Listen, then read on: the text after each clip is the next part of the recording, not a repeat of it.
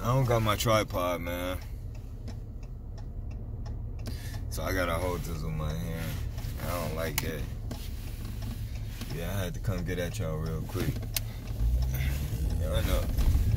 It's my birthday, but I don't celebrate my birthday, man. I don't celebrate my birthday.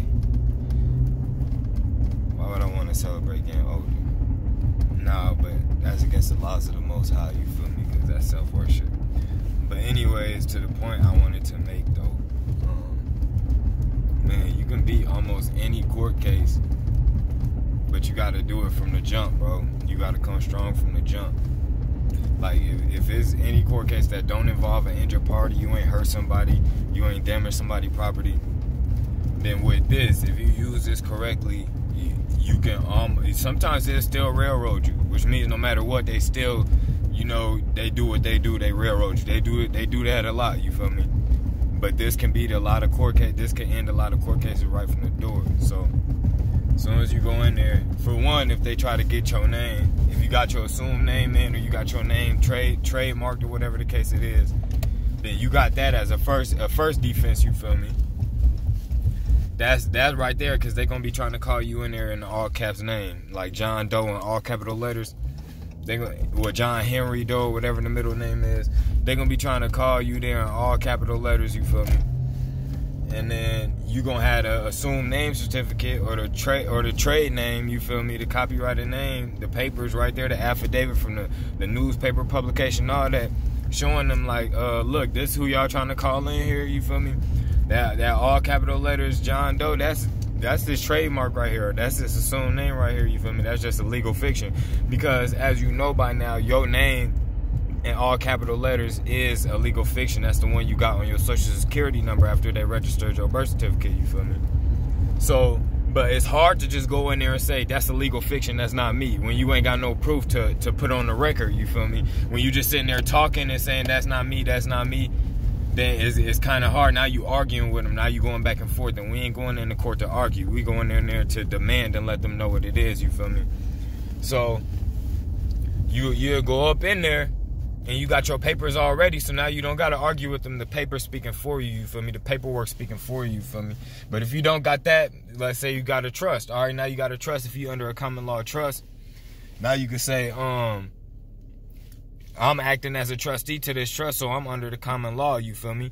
So that's another way to get up out of their jurisdiction, because you got to fulfill your contract. It's contract law above everything. Contract law trumps everything. It trumps the Constitution. It trumps statutes, rules, regulations, ordinances, everything, bro.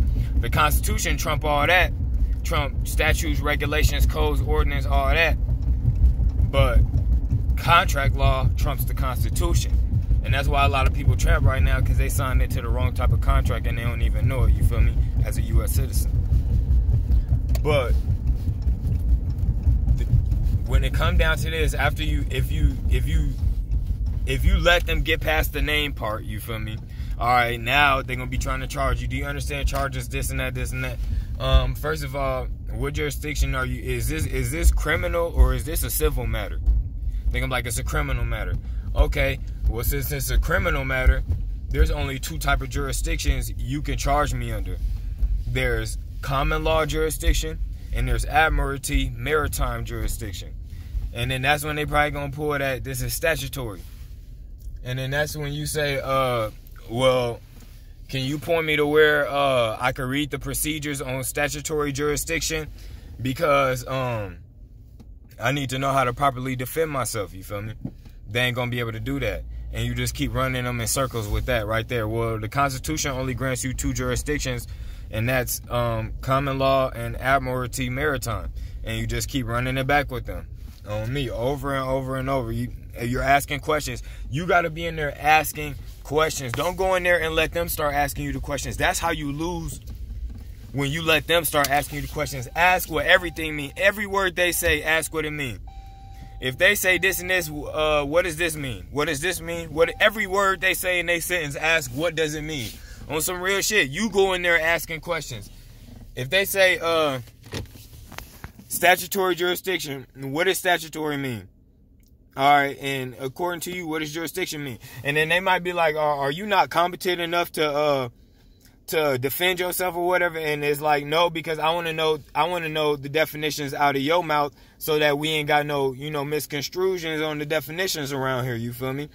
And it's also to waste their time and get on their nerves. So you want to be in there asking the questions, asking. All right, I'm getting a call. I'll do this video later.